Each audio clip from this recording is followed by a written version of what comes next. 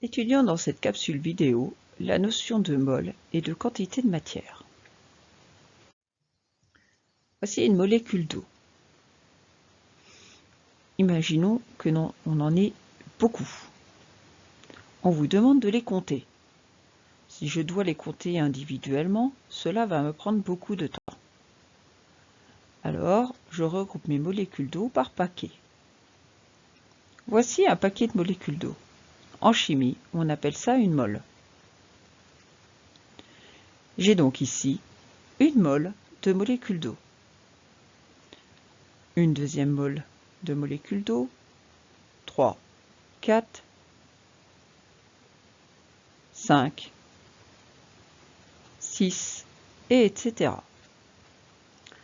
Au total, j'ai pu regrouper mes molécules d'eau en 16 paquets, soit en 16 moles. Ça reste encore beaucoup à compter, 16. Les paquets sont sûrement trop petits. Regroupons alors mes molécules d'eau par paquet avec plus de molécules à l'intérieur.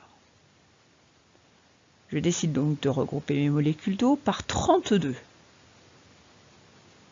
Voici une première mole de 32 molécules d'eau. En voici une deuxième.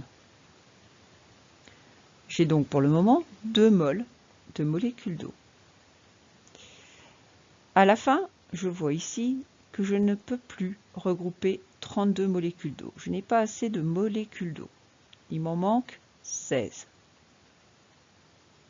pour faire ma mole entière. C'est pas grave, je n'aurai pas une mole entière. Je n'aurai qu'une demi-mole.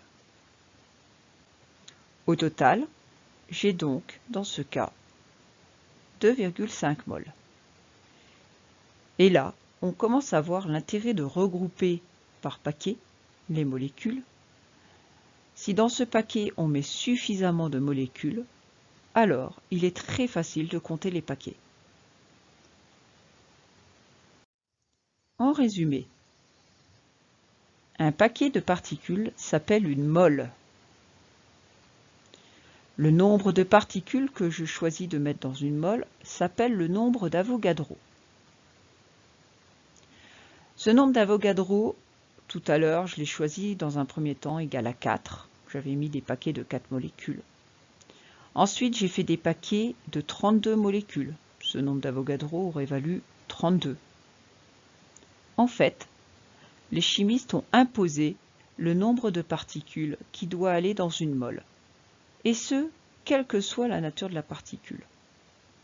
Ce nombre est gigantesque, puisque ce nombre vaut 6,0 fois 10 puissance 23. Donc dans chaque mole de molécules d'eau, en réalité, les chimistes introduisent 6 10 puissance 23 molécules d'eau.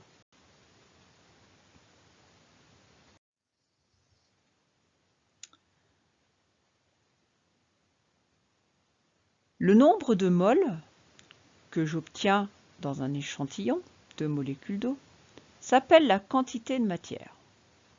Ici, par exemple, je constate que la quantité de matière d'eau est 10 moles. Effectivement, je peux compter ici 10 paquets de molécules d'eau. Je peux alors facilement connaître le nombre de molécules d'eau que j'ai. Ce nombre de molécules d'eau sera égal à 10 fois le nombre d'Avogadro. Effectivement, j'ai 10 moles. Chaque mole contient un nombre d'Avogadro de molécules. J'ai donc 10 fois 6 10 puissance 23 molécules.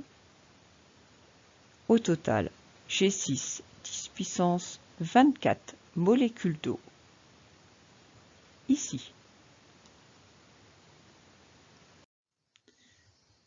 Prenons une balance et posons une mole d'eau. On remarque que cette mole d'eau pèse 18 grammes. la masse d'une mole s'appelle la masse molaire. On la note grand M.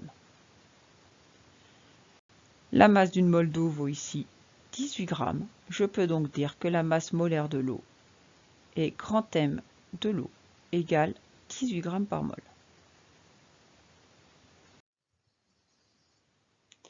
Maintenant, comment pouvons-nous calculer une quantité de matière si je connais la masse de mon échantillon? Je prends une balance, je prends mon échantillon d'eau et je m'aperçois que ça pèse 100 grammes.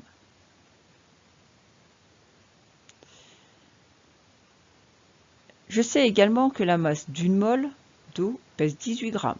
On l'a vu dans la diapo précédente. Combien j'ai de moles? Donc, quelle est ma quantité de matière d'eau? Eh bien, ma quantité de matière d'eau est égale à la masse de mon échantillon d'eau, toute la masse de tous mes paquets, divisée par la masse d'une mole, appelée la masse molaire. Je trouve 100 grammes divisé par 18 grammes par mol, ce qui me donne 5,6 mol. J'ai donc ici 5,6 mol d'eau. On peut généraliser cette formule en disant que la quantité de matière, le nombre de moles, est égale à la masse de mon échantillon divisé par la masse molaire de la particule, la masse d'une mole de cette particule.